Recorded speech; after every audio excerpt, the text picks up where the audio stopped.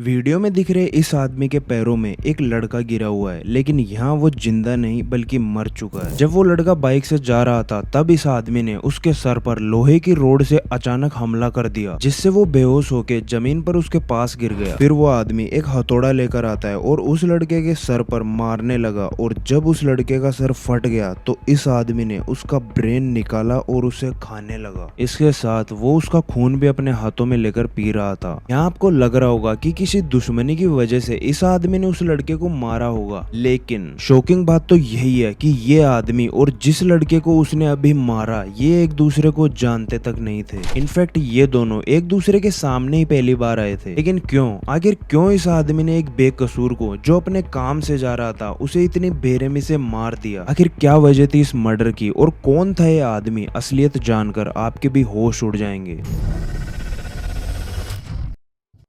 16 साल का भारत विश्वकर्मा 5 मार्च 2026 भाई दूज के दिन अपनी बहन से मिलने के लिए उसके घर जा रहा था, लेकिन उसे क्या पता कि वो अपनी बहन से कभी मिल ही नहीं पाएगा। भरत मध्य प्रदेश के दमोह जिले में स्थित अमखेरा गांव में अपने मम्मी पापा के साथ रहता था। घर की फाइनेंशियल कंडीशन ठीक न होने की वजह से उसने अपने घर के पास ही बाइक रिपेयरिंग की एक दुकान खोली और यहीं वो काम करता था। भारत की एक बड़ी बहन थी और उसकी शादी दमोह जिले के ही समन्ना गाँव में हुई थी। भरत अपनी बहन के बचपन से ही बहुत क्लोज था, इसलिए वो उससे मिलने के लिए बार बार उसके घर भी जाया करता था। और 5 मार्च को भी वो अपनी बहन से ही मिलने के लिए जा रहा था, लेकिन उसे पता नहीं था कि कोई उसकी मौत बनकर आगे बैठा है। समन्ना गांव दमोह डिस्ट्रिक्ट, जहां भरत की बहन की शादी हुई थी, इसी गांव में रहता था 46 ईयर्स ओल्ड गुड्डा पटेल। गुड्डा पटेल की वजह से इस गाँव के लोग भी डर में जीते थे। लोग उससे बात नहीं करते थे और ज्यादातर उससे दूरी बनाकर रखते थे। गाँव के लोगों का डर और भी बढ़ने वाला था, क्योंकि गुड्डा पटेल उनके ही सामने एक ऐसी भयानक घटना को अंजाम देने वाला था जिसके बारे में आज तक किसी ने सुना तक नहीं था कि कोई इंसान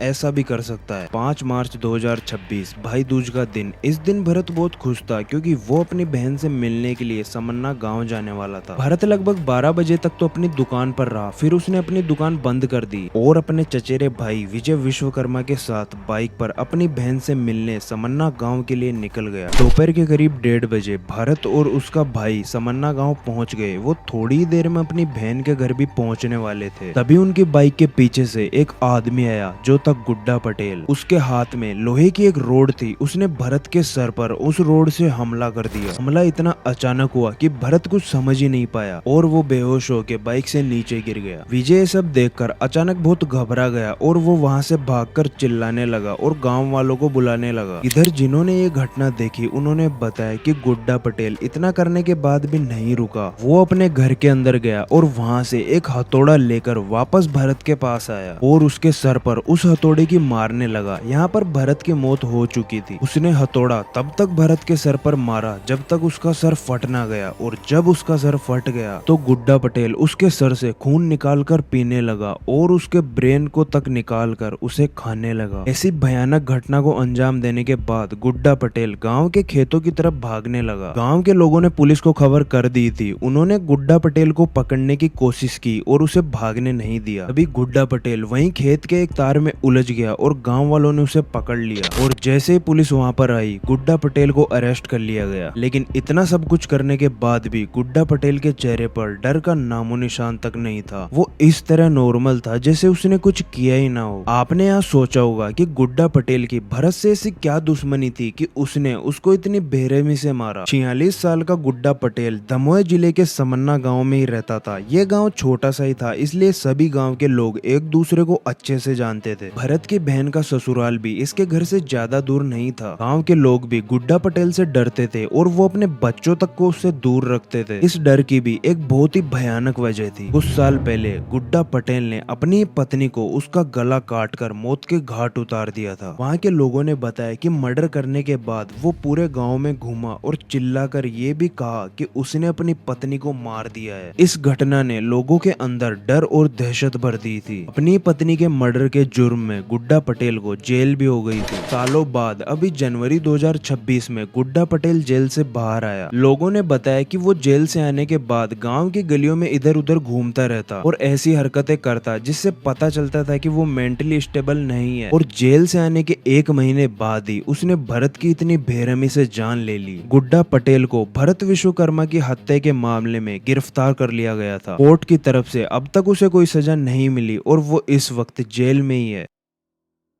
गुड्डा पटेल जो कुछ समय पहले ही अपनी पत्नी की हत्या के मामले में सजा काटकर जेल से बाहर आया था और जेल से बाहर आने के कुछ समय बाद ही उसने एक और हत्या कर दी। इस घटना के बाद मीडिया और लोगों के बीच उसे साइको किलर तक कहा गया। यहाँ एक सवाल खड़ा होता है कि गुड्डा पटेल के मानसिक रूप से अस्वस्थ होने का पता पुलिस और लोगों को था, तो उसको जेल से छोड़ने के बजाय उसका मानसिक रूप से इलाज क्यों नहीं करवाया गया? क्योंकि 5 मार्च को भरत विश्वकर्मा जिसकी जान गई वो तो गुड्डा पटेल को जानता तक नहीं था। न कोई पुरानी दुश्मनी न कोई बदला, वो तो बस अपनी बहन से मिलने के लिए घर से निकला था। उसे अंदाजा नहीं था कि जिस सफर पर वो खुशी खुशी निकला है वही उसकी जिंदगी का आखिरी सफर बन जाएगा। इस पूरी घटना में एक और सवाल हमें सोचने पर मजबूर करता है, क्या भरत को बचाया जा सकता था? रिपोर्ट्स के मुताबिक घटना के दौरान आसपास के बहुत लोग वहाँ पर मौजूद थे, लेकिन किसी ने भी उसकी जान बचाने की कोशिश नहीं की। गुड्डा पटेल रोड से हमला करने के बाद अपने घर के अंदर गया था, तब लोग भरत को जाकर बचा सकते थे। और अगर गुड्डा पटेल इतने लोगों के सामने आ भी जाता तो वो कुछ नहीं कर सकता था, क्योंकि उसके पास कोई शार्प हथियार या अचानक से नुकसान पहुंचाने वाली कोई चीज नहीं थी। लेकिन मदद की बजाय लोग उसकी वीडियोस बनाने में लगे थे। ज्यादातर क्राइम्स में यही देखा जाता है कि लोग जिसके साथ घटना हो रही है उसको बचाने की बजाय उसकी वीडियोस बनाने लगते हैं, जिस वजह से भरत जैसे बहुत से मासूम लोगों की जान चली जाती है। किसी की मदद करने का मतलब खुद को खतरे में डालना नहीं है। अगर सामने हथियार लेकर कोई आदमी हो